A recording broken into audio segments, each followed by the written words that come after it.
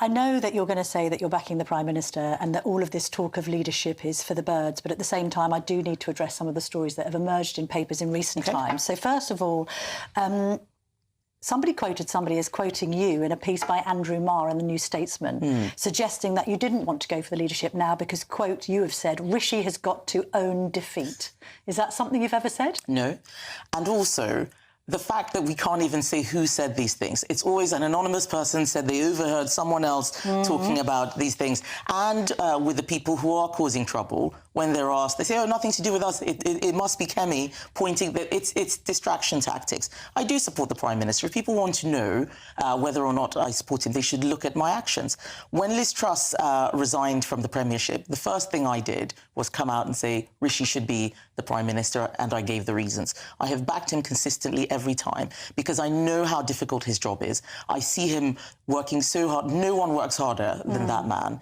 But then people say you're more charismatic, you're clearer in an ideological perspective on what you're saying. You've been really clear in this interview this morning, and that actually there's even polling in The Sun on Sunday today to suggest that if you were in charge of the party, you might be more likely to win the next general election. But that must be compelling if you take a kind of for the country view as opposed to for the party view. No, it isn't compelling because this is not a popularity contest. It is not about, we are not celebrities. There is a job to be done, and he can do that job. And also, I think it's really important that the public see that when somebody is in place as Prime Minister, we don't just keep disposing them, oh, the polls don't look so great, or let's try somebody else. That's not serious. That is not serious. How would I know that I wouldn't be disposed of a couple of weeks later? You read the language that people use, people talking about installing Kemi as Prime Minister like I'm a set of windows. These people don't talk to me. They don't talk to me. They don't care about me. It must be quite flattering to A, see yourself at the top of the grassroots poll on Con Home as their favourite to replace him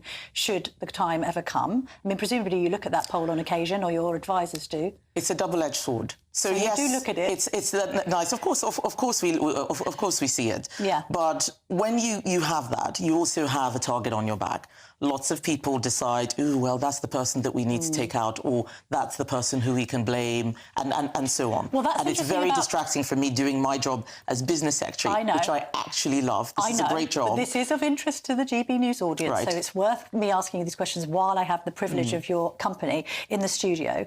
The other attack line on you from colleagues is that you are too close to Michael Gove and by association, Dougie Smith, who, of course, has been pinpointed by Nadine Dorries as the man at the centre of the plot to unseat Boris Johnson. Are you close to Michael Gove and Dougie Smith? Are you too close, in fact? All right, so I will start. There's several things I need to say. One, almost everything in Nadine's book, pardon me, almost everything in Nadine Dorries' book is nonsense. It is, I hear it, one of my constituents bought the book and told me, I know this isn't true because I was there at your selection. What is described there is nonsense, that you were the chosen one. There was somebody from number 10 we all knew was the person we were expected to pick. So there are a lot of lies there.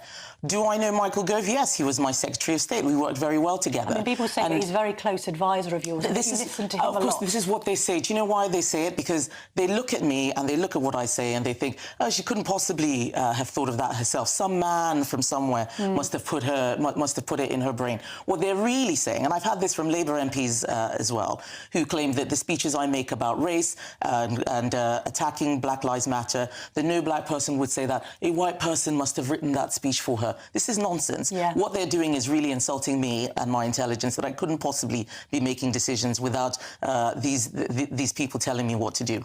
Michael Gove was my Secretary of State. We were very good friends, slightly less so now. We still have a good professional working relationship. I know Dougie Smith's wife, Munira, very well. She was Deputy Mayor for London under Boris Johnson when I was an Assembly member. So these are people that you know. And just because you know people doesn't mean that they're there controlling you. It is all nonsense. And I'm really glad that you asked, because it gives me an opportunity to tell your viewers that it is nonsense. But then at the same time, you know, Simon Clarke's intervention in the week... Not helpful. Not helpful. I called him after... None of this is helpful. What's wrong with the Conservatives? Why can't they all just get along? We do. We do. do. Kemi, There are come on now. 350 of us. I know, if you've you got have the One Nation group at the throats of the so-called five families of this Rwanda bill. No, they're not. People have to do what is in their conscience. And actually, what is really interesting is that having disagreements about what we should do on a bill is seen as a sign of a party infighting, when actually we're thinking.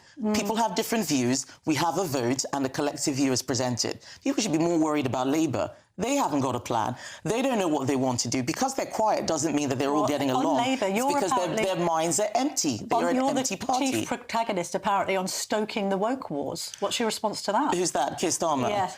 This is a man who took the knee for Black Lives Matter. Of course he shouldn't have done. It was a passing fad. It was utterly ridiculous. There are all sorts of false statistics about how racist this country is. It isn't, because if it was, I wouldn't be sitting here as business secretary talking to you, and we certainly wouldn't have Rishi Sunak as Prime Minister. This is a man who will bend to anything that comes along. Ooh, is BLM the thing we're doing now? Let's all take the knee, everybody. And that is what he will do as Prime Minister. People should be warned. And I would say also to your viewers, those of them who are thinking about voting reform, you vote reform, you get a Labour landslide. OK. Yeah. On that note, as we can't turn this into a party political broadcast, okay, sorry. Thank you so much for your time on a Sunday morning. Lovely to see you for the first time on GB News. Thank you.